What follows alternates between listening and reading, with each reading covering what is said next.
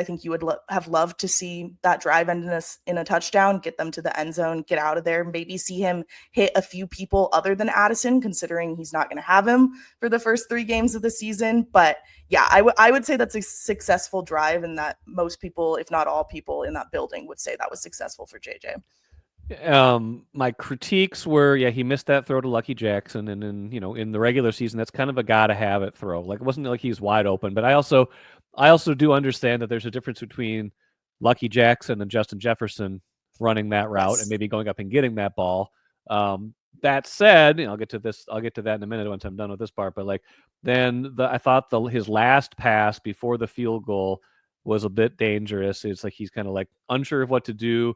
There's a little bit of late pressure. Then he kind of throws late over the middle to Jordan Mason. Even though Mason could have caught the ball, it would have been short of a first down.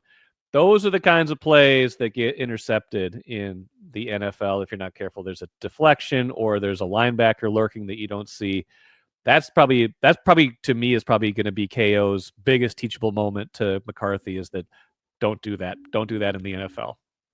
Yeah, well, and I think that's been like a big thing throughout the entire training camp, is just slowing down a little bit more and like making sure that the decision you're about to make is the right one. We've certainly seen him get sniped by Blake Cashman on a pass like that. Other first team defenders that the Vikings have that we know are ball hawks back there. And so it was one of those where you're like wincing a little as you watch it, but hopefully that continues to kind of work out through these next few weeks of training camp. And once he gets in there, once he has Justin back, as you said, like that will look a little bit cleaner.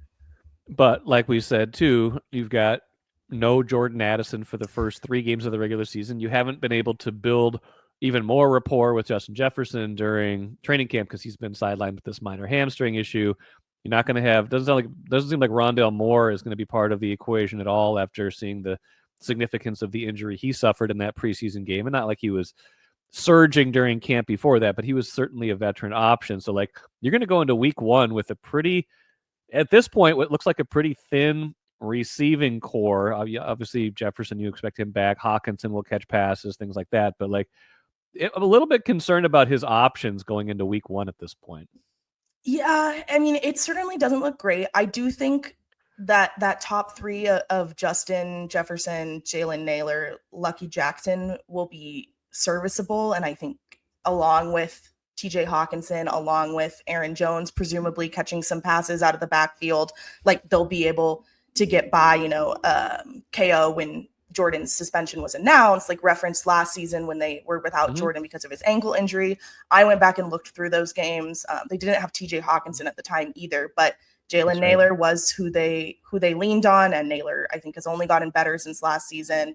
Aaron Jones, they leaned on him a lot. I think now that you have him and Mason to look at, like he can be fresher for some of those receiving snaps, and they can probably work that split in their favor in their receiving game. But yeah, there is, I think, increased pressure now. There already was competition in this wide receiver room, but increased pressure to see if someone like Ty Felton, the rookie, can step up and into a little bit bigger role by the start of the season. Or, I mean, some of those practice squad guys like Ja'Shawn Jones, Thayer Thomas, like we've seen a little bit of them working in, trying to get some reps with McCarthy. But that's going to be, I think, one of the biggest storylines, if not the biggest storyline of these next few weeks of camp.